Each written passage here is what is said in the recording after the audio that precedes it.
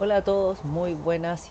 Espero que estén muy bien, que estén preparándose ya para el 18 o que ya haya pasado el 18. No creo que nadie estudie esta semana, la verdad. Vamos a revisar en esta clase un poco de lo que son transformaciones isométricas, porque en verdad en el lugar donde hago clase, como que esa semana no fue nadie y me imagino que puede quedar pendiente esa clase, así que preferí grabarla, además así les queda un poquito más resumido y así tienen desde dónde estudiar a pesar de que está lleno de material de esta web en toda YouTube, pero una del profe. Entonces, hoy día vamos a ver transformaciones isométricas. Transformaciones isométricas son tres principalmente las que vamos a ver y voy a dedicarme a decirles lo esencial, la verdad, de cada una de estas. Sí me interesa que primero sepamos lo que es una transformación isométrica. Una transformación isométrica son transformaciones que, como el nombre dice, mantienen las medidas. Iso significa igual y métrica viene de algo que podemos relacionar con las medidas, aunque la métrica en verdad es algo que se estudia en matemática aparte. Entonces, estas transformaciones lo que hacen es que por mucho que uno aplique grandes o pequeñas transformaciones isométricas, la figura que nos resulta siempre va a ser la misma que la original. Entonces, supongamos que partimos de una figura así, no debería serla tan complicada porque yo dibujo un poquito como la corneta. Vamos a tener tres opciones. La primera es trasladar, que es como dice el nombre, la figura parte desde un punto y la trasladamos a otro lugar. La rotación, que aquí sí que me va a quedar la cagada. La rotación es cuando yo agarro la figura y como dice el nombre, la vamos a rotar y vamos a necesitar dos cosas principalmente en una rotación. Vamos a necesitar saber el centro de rotación, o sea, en relación a qué punto la estoy rotando y cuántos grados la voy a rotar, porque no es lo mismo rotar quizás 20 grados a rotar 180. Veamos si es que esto tiene una opción de rotar. No, no tiene. Ya, bueno, pero se entenderá, imagínense que esto está rotado, por favor. No pude hacerlo y si lo dibujo de verdad me va a quedar horrible. A ver, hagamos el intento. Ya, del hoyo. Y la última se llaman simetrías.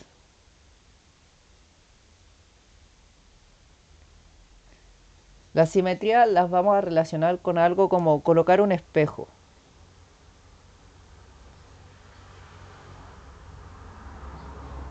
¿Por qué? Porque cuando yo hago una simetría de una figura, pongo la figura y frente a esta figura, dependiendo de dónde ponga el espejo, me va a quedar la misma justo al frente. Entonces aquí, por ejemplo, yo puse el espejo a la mitad de mis dos manos y se ve que quedan figuras relativamente simétricas. Ya la parte izquierda y derecha del cuerpo creo que no son iguales. Entonces tenemos esas tres transformaciones y vamos a partir por la traslación que en verdad es la más fácil.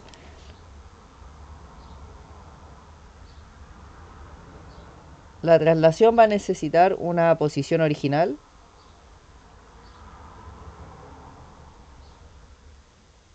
la cual la vamos a trasladar según algo. Necesitamos que alguien nos diga, bueno, si tú partiste acá te vas a mover, no sé, 5 a la izquierda y 2 hacia arriba, o 3 a la derecha y 2 hacia abajo. Ese que nos va a indicar cómo nos movemos va a ser un vector traslación. Y piénsenlo como en lógica. Bueno, si yo parto de un lugar y te digo ya, muévete 2 espacios allá y 3 hacia adelante, por ejemplo, ¿qué es lo que voy a tener al final? El lugar donde quede, la posición final. Y eso es lo que nos va a dar finalmente esto, posición final. Entonces digamos que nosotros estamos en un plano cartesiano y estamos ubicados en un lugar que estamos 6 a la derecha del origen. Recuerde que siempre nos paramos frente al origen o con respecto al origen. Y 2 hacia arriba. Pero ahora nos vamos a mover 3 a la izquierda y 2 hacia abajo. Entonces, ¿dónde voy a quedar? Bueno, aquí sumamos vectores, que es sumar la primera con la primera. 6 menos 3. Se suman. ¿Por qué aparece una resta? Porque este tiene un menos. La operación que realmente estoy haciendo es 6 más menos 3. Y luego otra suma, 2 más menos 2. Pero nosotros sabemos que positivo con negativo da negativo, así que esto es 6 menos 3, 2 menos 2. Así que ¿dónde quedo finalmente? En el punto 3, 0. Y eso es todo lo de la traslación. La traslación finalmente te pueden preguntar dos cosas, que sería el vector traslación, que sería que yo te pregunto cómo se movió algo, o la posición final, que es dónde quedó algo. Ya, así que en realidad eso es lo que tenemos que aprender a responder en una traslación, y las preguntas de la prueba generalmente tienen que ver con que alguien se mueve tantos pasos al este, tantos pasos al norte, o un punto empieza en cierto lugar y termina en cierto lugar, cómo se movió. Y para eso ayuda mucho tener esta interpretación del vector traslación como algo que se mueve tantos espacios a la izquierda o a la derecha, o hacia arriba y hacia abajo, para entender bien de dónde sale cada coordenada. La segunda que vamos a ver es la rotación. Esta suele ser la más complicada. Y en este video por lo menos nos vamos a limitar a ver la rotación con respecto a un punto en particular, que es el origen. O sea que yo todo lo voy a estar rotando respecto a este punto de acá, que es el origen del plano cartesiano. ¿Por qué? Porque si yo rotase sobre otro punto, bien digo, las rotaciones serían distintas. Por ejemplo, imaginemos que vamos a rotar el puntito rojo en 90 grados. Entonces lo que yo hago es unir el origen con ese puntito, y me tiene que quedar otra recta que quede en 90 grados con respecto a eso, como formando el triángulo rectángulo, y ahí me va a quedar el punto rojo. ¿En qué coordenadas exactamente? Eso lo vamos a ver ahora a continuación. Lo que quiero explicar ahora es que vean la diferencia en que qué pasa si yo ahora, en vez de rotarlo con respecto al origen, lo rotase respecto a este punto de acá. Ya no es lo mismo, porque ahora voy a necesitar hacer desde este punto a aquello que quiero rotar, y me van a quedar algo con 90 grados. Entonces el punto ahora quedaría aquí. ¿Se dan cuenta cómo, dependiendo de dónde yo elijo el origen, cambia dónde queda el punto final? Por eso es tan importante saber con respecto a qué lo estoy rotando. En este caso no nos vamos a tener que complicar mucho la vida, porque lo vamos a hacer siempre desde el origen. En este video, recuerden, le vamos a poner coordenadas a esto, le vamos a poner 2,1. O sea que está 2 a la derecha, 1 hacia arriba. Cositas importantes de la rotación, además del origen y los grados que lo vamos a rotar, es que esos grados que lo vamos a rotar tienen que ser o 90, o 180, o 270, o 360 grados. Ya no vamos a saber rotar en otros grados porque es más complicado. Y si me preguntan, por ejemplo, 450 grados de rotación, yo me doy cuenta de que 450 es lo mismo que 360 más 90. Entonces primero hago esta y después le aplico la de 90. Y así lo voy reduciendo a casos que yo conozco, que en matemáticas es súper importante hacer eso. Ya, pero ¿cómo se hace esto? Vamos a partir de 0 grados para que se haga la comparativa. Y aquí lo vamos a ir haciendo con el punto que tenemos en el ejemplo, 2,1. Ya, aquí a la izquierda de la tabla, o en las primeras dos columnas, nos van a quedar los grados que estamos rotando y cómo queda el punto, y en la segunda columna cómo va quedando con el ejemplo. Primero, cuando yo les diga que vamos a rotar en 90 grados, la primera pregunta que ustedes se debiesen hacer, aunque no es muy intuitiva, pero sería buena que se le hicieran, es si se rota en 90 grados así, o en 90 grados así, como la segunda flecha, hacia abajo o hacia la izquierda finalmente sería este punto. Y la respuesta viene pensando en de dónde o cómo se enumeran los diferentes cuadrantes. Este es el primero, el segundo, el tercero y el cuarto. En realidad no sé si sea por esto que se considera así la rotación, lo dudo mucho, porque en física también se ocupan las rotaciones contrarias al reloj como positivas, pero nos va a ayudar a recordarlo. Del primer cuadrante lo más natural es que yo pasase al segundo si es que hago una rotación positiva. Entonces las rotaciones positivas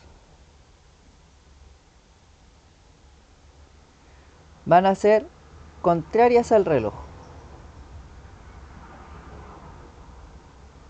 Es decir, van a tener esta orientación. Si yo parto acá, después voy hacia arriba, a la izquierda y finalmente hacia abajo. Y esa es la vuelta que yo voy a hacer. Esto es una flecha por si acaso. Entonces veamos.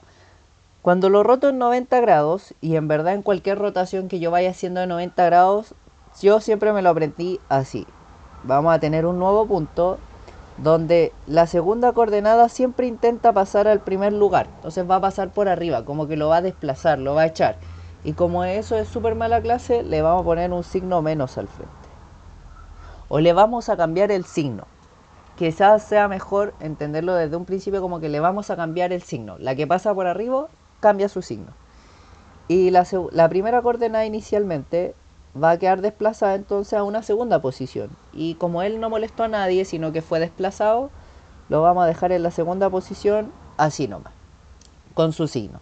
Entonces, llevándolo ahora al ejemplo que tenemos en morado, sería el 1 pasa por arriba, menos 1, y el 2 a la derecha. Vamos a hacer lo mismo ahora para la rotación en 180. Pero como nosotros ya sabemos rotar en 90 grados, que es como la base, el primer ladrillo que tenemos, podemos ir sacando todo el resto de rotaciones a partir de esta, porque desde el punto que está rotado en 90 grados, que sería algo así, vamos a decir que quedó por ahí, no, vamos a ponerlo por aquí. Entonces esto es, según lo que nos dio acá, menos 1, y creo que debería quedar más alto, y 2. Entonces si yo este punto lo roto en 90 grados, es lo mismo que este, que es el inicial, lo rotase en 180 grados. Porque es como que voy haciéndolo de a poquito. Primero 90, después otros 90, después voy a hacer otros 90 y así sucesivamente. Y la de 90 ya la sé hacer. La que está en segunda posición trata de pasar por arriba. Entonces va a quedar menos X ahora. Y la que estaba acá pasa tal cual a la segunda posición, que sería en este caso menos Y, porque ya quedó marcado, ya está con el menos. En el ejemplo de acá sería el 2 pasa por arriba, menos 2, y el menos 1 se va a la siguiente. Y ya con esto están en condiciones de determinar las que vienen hacia adelante. La rotación en 270 es agarrar el punto, ahora la Y pasa por arriba, y como le cambiamos el signo cada vez que algo pasa por arriba, queda como una Y, y en la segunda posición menos X. Cerramos el paréntesis. En el ejemplo sería el 1 pasó por arriba, el menos 2 por abajo. Vamos con la última, sería la X pasa por arriba, y en este caso va a quedar como X solita, coma, la Y, y en el ejemplo quedaría el 2 arriba, 2 que pasa por arriba, perdón, y el 1 ahí. Y ahí nos quedaría la rotación completa, y fíjense que la de 360 grados es lo mismo que volver al punto original, y eso siempre ocurre. De hecho, uno si es que tiene ángulos más grandes que 360 grados, lo primero que ve es cuántas vueltas completas yo puedo dar. Porque, no sé, si me piden 720 grados de rotación, en el fondo veo que en realidad estoy haciendo 2 veces la misma vuelta. Y si me piden 810 grados de rotación, saquen la cuenta, es 360, 360, ahí llevo 720, estoy en el mismo punto que el origen. Y me sobra un poquitito, pues me sobran grados. De 720 a 810 me sobran 90 grados. Entonces, roto solamente esos últimos 90 grados que me quedan por rotar. Y la última que vamos a ver es la simetría. Hay que hidratarse, en especial ahora que se viene el 18. La simetría puede ser de dos tipos. Axial, que es con respecto a una recta, que es poner un espejo, lo que explicaba al inicio.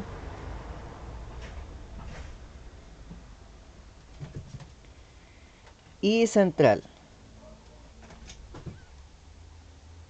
que es con respecto a un punto.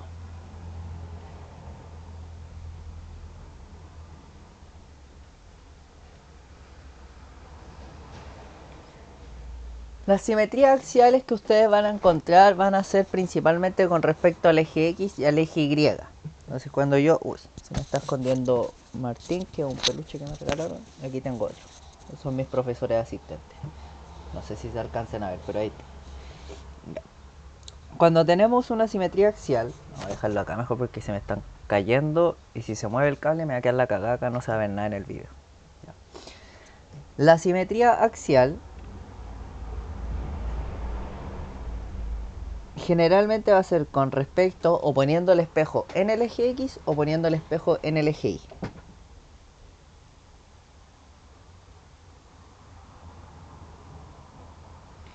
Entonces, tenemos esto acá, y vamos a hacer el ejemplo. Entonces vamos a partir de un punto, lo vamos a partir de acá, para no partir siempre todo desde el primer cuadrante. Aquí vamos a decir que tenemos el menos 2,1 y vamos a hacerle una reflexión con respecto al eje Y, que sería poner el espejo acá. Entonces en una reflexión o en una simetría axial lo que tiene que ocurrir es que las distancias se van a copiar. Si esto de acá está a 2 cuadraditos de distancia del espejo, tiene que aparecer a 2 cuadraditos de distancia al otro lado del espejo. 1, 2. Entonces acá va a aparecer. ¿Dónde está? En el 2,1. Y ahí aparece el punto reflejado con respecto al eje Y.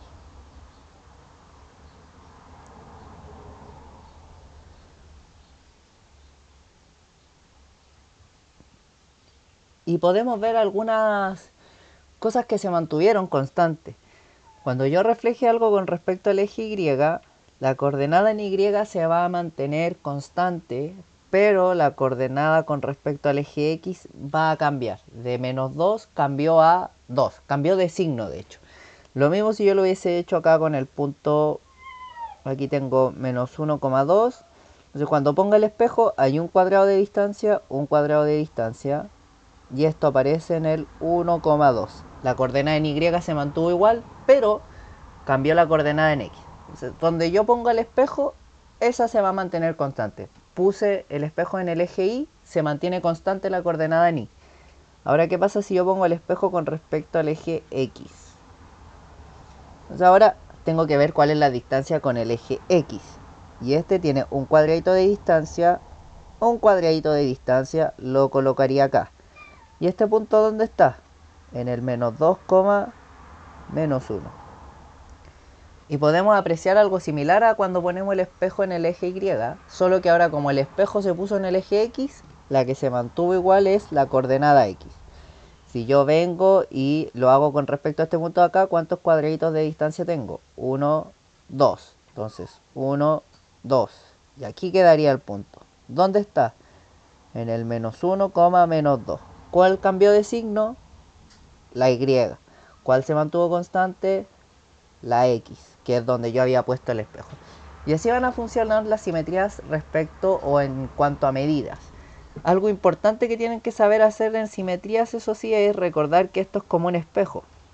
Entonces, si yo, por ejemplo, vamos a decir que ahí tengo un plano, si yo tengo un triángulo, digamos, está así, y yo le hago una simetría con respecto al eje Y, el triángulo resultante no va a ser así. Porque eso es como que yo me pusiera frente a un espejo y yo me viese la espalda. Le vamos a hacer aquí ojo al triángulo y aquí tiene una boca y las cejas. Hermoso.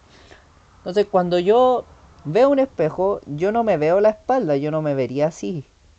Sino que mis ojos me quedan mirando, obviamente, y mi espalda queda dándome la espalda, por así decirlo. Yo no me la veo. Entonces, vamos a hacer acá la simetría, sería algo más bien así. Bueno, no tan así.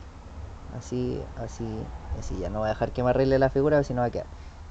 Allí las cejas, bueno, este era el ojo y la boca. Ya, quedan de frente. Si la simetría fuese con respecto al eje X, pasaría algo similar, sería algo así, allí y allí. Ya tienen que tener ojo al momento de hacer las simetrías con esto, porque el error que se suele cometer es como que se hace una traslación en verdad, agarrar la figura y moverla a otro lado. Pero para hacer eso ya tenemos la traslación, la simetría que tiene que tener otra gracia. Y en este caso esa otra gracia es esto, de que te invierte la figura. Ya con eso tenemos los tres principales transformaciones isométricas. La verdad es que no vamos a explorar mucho más en ello porque creo que sería redundar un poquito para lo que fue la clase y lo que realmente vimos en las preguntas. Lo que tienen que tener bien claro, lo que tienen que practicar es la visualización de esto. O sea, más allá de saber sacar los cálculos, dónde va a quedar un punto, imaginarse cómo quedan las rotaciones. Y créanme que, bueno, por lo menos para mí en lo personal, eso es de lo más difícil para mí, porque habrán visto con mis super habilidades de dibujo, como que me cuesta visualizar las cosas. Entonces siempre hago esa advertencia, que en transformaciones isométricas los cálculos no suelen ser difíciles. De hecho, la parte de vectores generalmente les va súper bien. Pero cuando se tienen que imaginar algo, ahí de repente queda un poco la escoba. Yo les recomiendo, busquen puntos de referencias y en caso de que no puedan imaginarlo, agarren la prueba y gírenla. Y van a ver cómo van quedando las cosas. Si igual es de lo más difícil de hacer si es que uno no se las rebusca. Si no, también es fácil, porque como les digo, es dar vuelta a la prueba, girar la hoja para ver si cómo queda una simetría y ahí encontrar una forma en que se le acomode a ustedes. Así que eso, lo más seguro es que en otra instancia hable de algo que son ejes de simetrías, que de todas maneras es súper fácil, es cuando yo tengo una figura y un eje de simetría es partirla por algún lado, de tal forma que a un lado y al otro me quede lo mismo. Entonces aquí en un cuadrado a la izquierda y a la derecha me quedo igual. Puedo hacer otro eje de simetría, sus diagonales. A un lado de la diagonal y al otro lado de la diagonal me queda lo mismo. Podría hacerlo, por ejemplo, con una letra, con la M. Si yo la parto ahí me queda lo mismo a ambos lados. Pero si yo lo hago, no sé, con un 7, aquí yo me doy cuenta que esto no tiene eje de simetría porque no hay ninguna recta que yo pueda dibujar de manera que cuando la divide me quede igual a ambos lados de la recta. Ya, bueno, eso de hecho es básicamente un eje de simetría, quizá en otra ocasión lo explique un poco más en profundidad. Eso, espero que les vaya muy bien. Si ven esto antes del 18, ojalá lo pasen muy bien, cuídense mucho, tengan cuidado. Y si es que lo vieron después del 18, bueno, ojalá lo hayan pasado bien. Y mucho ánimo porque entramos en la recta final ya de la prueba, en especial para los que ven esto con el objetivo de preparar la M1. Así que bueno, eso, mucho ánimo, mucho éxito y que Dios los bendiga. Cuídense mucho.